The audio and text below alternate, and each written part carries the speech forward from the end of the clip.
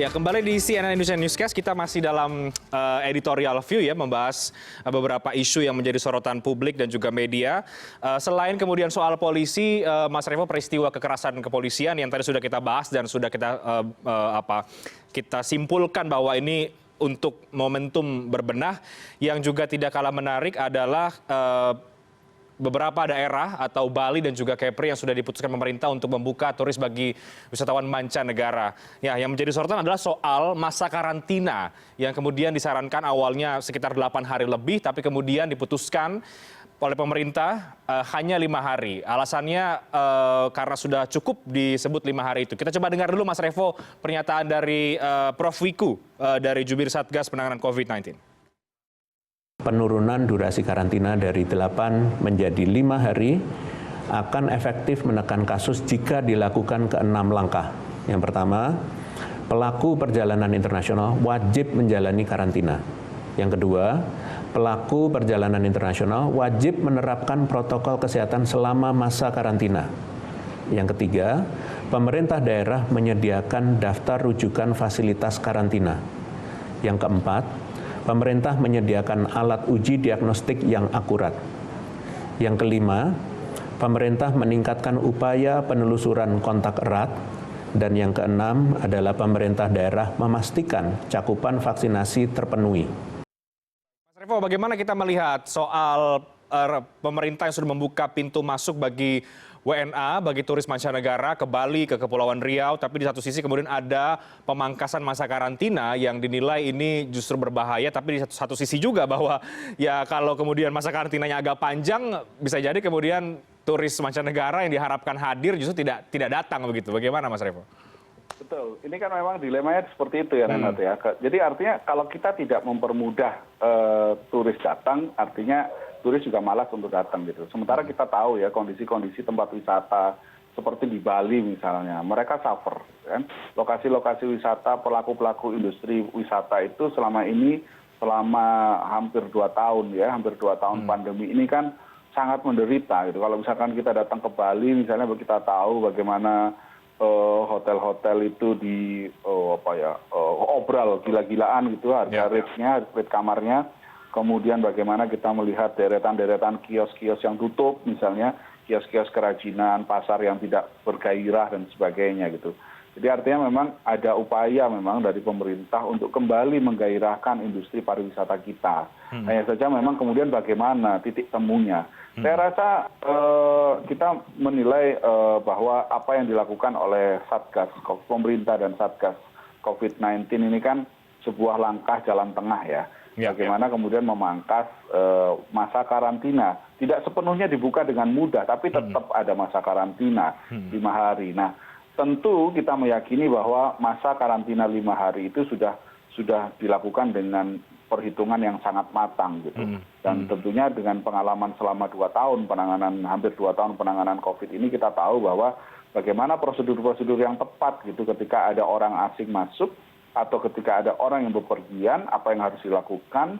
Kalau karantinanya itu berjalan dengan baik, misalnya orang datang dari WNA, kemudian dia menjalani karantina di hari pertama, dia datang, dia langsung menjalani tes PCR misalnya. Toh sekarang tes PCR juga tidak terlalu mahal, tidak semahal awalnya kan ya Renat ya.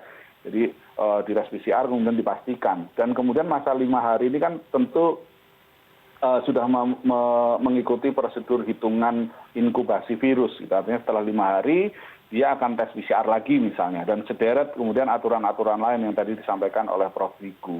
Nah, kalau misalkan aturan-aturan tadi diberlakukan, dan kita tahu sekarang kondisi COVID kan sedang dalam kondisi yang sangat melandai ya. Kita dalam kondisi yang baik. Tapi tentu saja kita tidak boleh meninggalkan kewaspadaan. Gitu. Kita tetap harus waspada. Artinya aturan-aturan yang tadi dibuat dan disampaikan oleh Prof. Wiku, tinggal bagaimana kemudian diimplementasikan dan dijalankan dengan baik dan konsisten.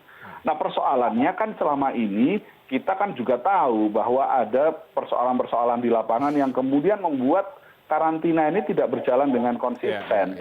Nah kemarin kan juga ada kasus kan, orang yang dikarantina kemudian kabur gitu, kabur dari tempat karantina dan dia kaburnya juga dibantu oleh petugas gitu. Nah ini kejadian-kejadian seperti itu yang seharusnya tidak terjadi.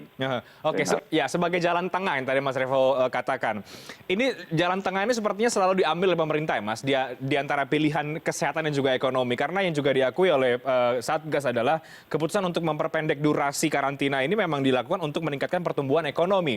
Jadi lagi-lagi ujungnya adalah ke situ sebetulnya Mas. Sementara banyak pihak juga yang khawatir bahwa oke, kita sedang melandai, tapi beberapa negara di sekitar kita justru juga kasusnya sedang tinggi dan ada ancaman gelombang ketiga yang didengung-dengungkan kan, yang harus diwaspadai.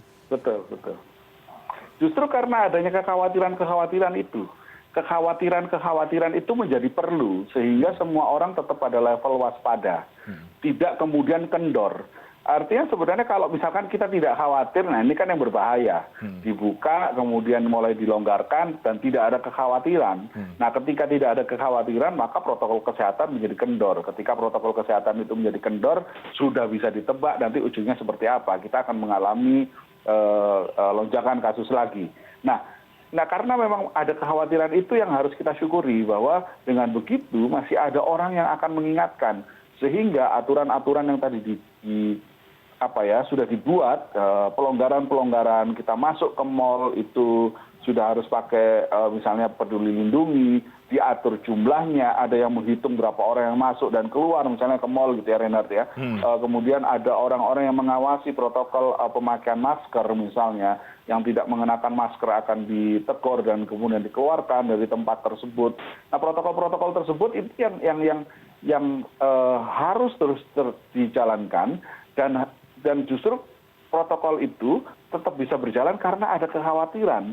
Justru kekhawatiran ini baik saya rasa ya. Kita semua harus terlalu khawatir bahwa jangan sampai nih kita sekarang sudah melihat bahwa pelonggaran-pelonggaran sudah dilakukan, jalanan sudah macet. Kalau misalkan kita datang aja ke lokasi pusat perbelanjaan, parkiran sudah penuh. Gitu. Jadi artinya memang orang ada gairah lagi untuk menggerakkan roda ekonomi, baik dari sisi konsumen maupun dari sisi pelaku ekonominya. Nah ini kan momentum, tapi jangan sampai kemudian kegairahan ini kemudian ya longgar. Nah kita berharap itu tadi konsisten dalam pelaksanaan penerapan aturan. Ya, jadi dari sekian banyak syarat tadi yang dijabarkan oleh Prof. Wiku dan juga terlepas dari berapa durasinya, mau 5 hari ke 8 hari, 10 hari, tapi kalau kemudian masa karantinanya dikompromi dalam arti tidak tegas melakukan karantina seperti yang terjadi katakanlah pada selebgram gitu ya, itu juga mungkin terjadi pada orang-orang yang lain.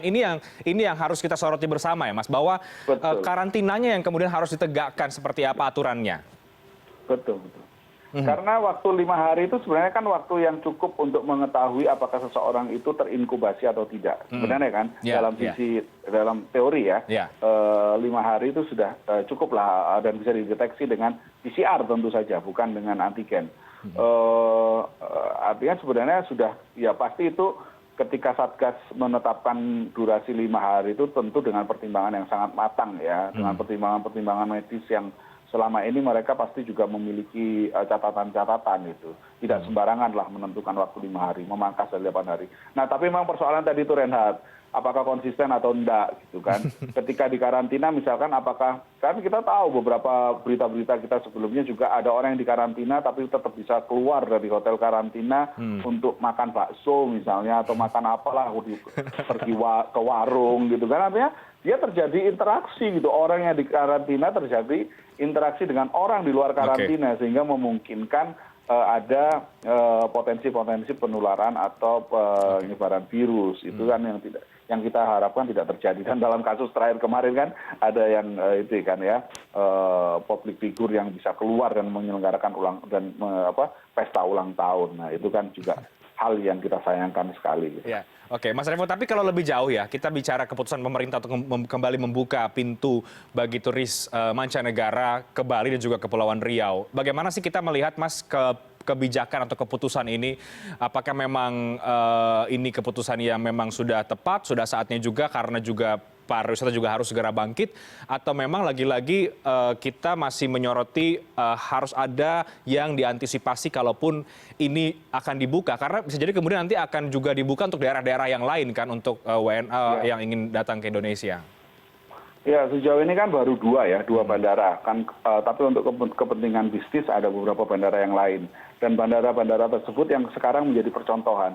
Artinya kalau misalkan Bali dan Kepri ini kan dibuka karena banyak juga turis-turis yang datang dari pintu, misalnya dari Singapura atau dari Malaysia gitu kan, orang-orang kaya dari sana yang kemudian datang ke Kepri, atau mungkin orang turis dari Eropa atau dari mancanegara yang lain mampirnya ke Singapura, kemudian dari Singapura masuk ke Kepri. Nah, dua tempat ini yang sekarang sedang menjadi percontohan, dan kita harapkan dari situlah kemudian dari percontohan itu yang akan menjadi bahan evaluasi dari Satgas gitu.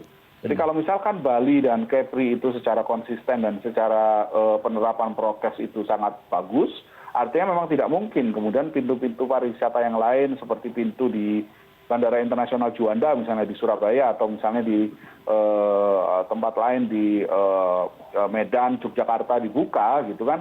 Artinya tinggal meng-copy paste aja bagaimana penerapan yang ada di sana, prosedurnya di-copy paste dan diterapkan di bandara-bandara yang lain.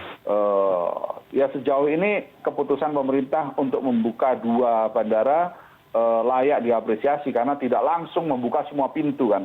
Kan kita punya pintu banyak benar kan, baik pintu yang darat maupun pintu yang laut dan udara.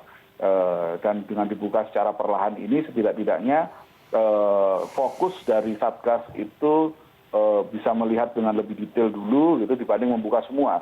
Jadi ini fokus dulu di dua bandara, kemudian nanti dibuka untuk yang lain, dan tinggal copy paste saja pelaksanaannya bagaimana. Di situ. Ya, Mas Revo, pembukaan pintu masuk bagi turis mancanegara adalah satu hal, tapi dalam beberapa kebijakan kita kemudian melihat memang pemerintah sudah mulai mempreteli aturan pengetatan ini kan, karena kemudian kasusnya memang sudah melandai.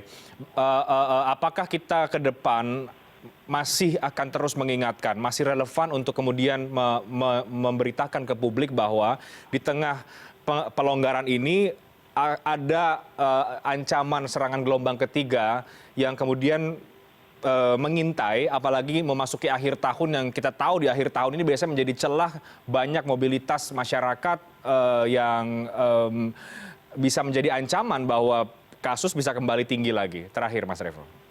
Ya Reinhardt, ini memang harus selama virusnya masih ada ya, dan kita yakin virusnya kan ada gitu, maka kewaspadaan itu harus terus dijalankan. Dan kewaspadaan itu tidak hanya berlangsung pada saat ini atau setidaknya pada nanti ketika akhir tahun gitu ya. Dalam diskusi internal misalnya liburan akhir tahun itu masih mungkin ada kekhawatiran lebih sebenarnya gini. Ada kekhawatiran lebih tinggi dari libur akhir tahun, yaitu nanti ketika Lebaran gitu ya. Jadi ketika akhir tahun ini kan orang, kecuali yang beragama Kristen dan Katolik, itu kan akan bersilaturahmi dengan keluarga. Tapi mayoritas yang lain itu kan libur Natal dan Tahun Baru itu digunakan untuk plesir. Artinya perginya ke tempat wisata gitu ya. Nah, tempat-tempat wisata itu sejauh ini seharusnya memiliki protokol kesehatan yang lebih ketat, dan interaksi orang di tempat wisata tidak begitu seintim ketika Lebaran. Nah, justru yang dikhawatirkan itu ketika nanti Lebaran gitu misalnya. Ketika Lebaran orang akan melihat sudah 2 tahun tidak pulang kampung, kemudian kalau misalkan nanti angka ini terus melandai, dan kita kan berharap ya, kita semua berharap di libur akhir tahun itu kondisinya tetap melandai, tetap tertangani gitu ya, dan kita berharap seperti itulah gitu ya. Nah, kalau misalkan libur akhir tahun itu tertangani dengan baik, artinya lonjakan kasusnya atau kekhawatiran terjadi gelombang ketiga itu tidak terjadi gitu misalnya, ataupun kalau terjadi tidak parah, maka orang akan punya keberanian untuk pulang kampung ketika Lebaran. Ketika pulang kampung, banyak orang pulang kampung ketemu sanak saudaranya. Ketika ketemu sanak saudara dari banyak lokasi, banyak daerah, banyak kota gitu ya, nggak mungkin akan pakai masker terus gitu kan ketika di dalam rumah gitu kan. Nah, kalau kita kan tempat wisata kan kita ada yang jagain harus pakai masker. Tapi kalau di rumah bagaimana? Itu satu hal. Yang kedua misalkan ada kekhawatiran juga ketika nanti Lebaran ini bisa jadi orang-orang masih punya kekebalan karena vaksinnya masih cukup dalam kurun waktu 6 bulan misalnya ya, atau masih dalam kurun waktu kurang dari setahun gitu. Artinya dosis kekebalan akibat vaksinnya masih cukup, mungkin bisa jadi masih cukup kuat. Tapi kan yang kita khawatirkan ketika Lebaran itu kan vaksinasi orang-orang terutama yang vaksin di bulan Februari, Maret gitu ya, itu kan sudah lewat 1 tahun gitu. Nah bagaimana dengan mereka yang ketika nanti Lebaran pulang kampung ketemu sanak saudara, apakah nanti akan terjadi lonjakan kasus di sana? Nah, artinya begini Reinhard, kita tidak selama virusnya masih ada, maka kita harus terus waspada. Protokol kesehatan harus terus dijalankan. Tidak hanya ketika libur akhir tahun, tapi juga menanti ketika tahun depan, setelah libur akhir tahun, memasuki masa Lebaran dan setelahnya. Intinya sepanjang virusnya itu masih ada dan masih ada orang yang sakit dan orang yang meninggal karena virus ini, maka kewaspadaan harus terus dijalankan. Caranya gimana ya? Dengan taat pada protokol kesehatan. Oke, baik. Catatan kita sekali lagi ketika pemerintah membuka pintu masuk bagi WNA adalah bagi pemerintah Satgas, pemerintah daerah melakukan mekanisme karantina yang sesuai dan aturannya ditegakkan. Itu yang kira-kira memang menjadi catatan kita ya Mas Revo di balik setelah kebijakan ini. Terima kasih banyak Mas Revo Lizi-Riza sudah seperti biasa kita berbagi perspektif editorial malam hari di beberapa isu yang sangat menarik. Terima kasih Mas Revo, selamat malam, sehat selalu Mas Revo. Selamat malam, terima kasih Renat, sehat-sehat semuanya.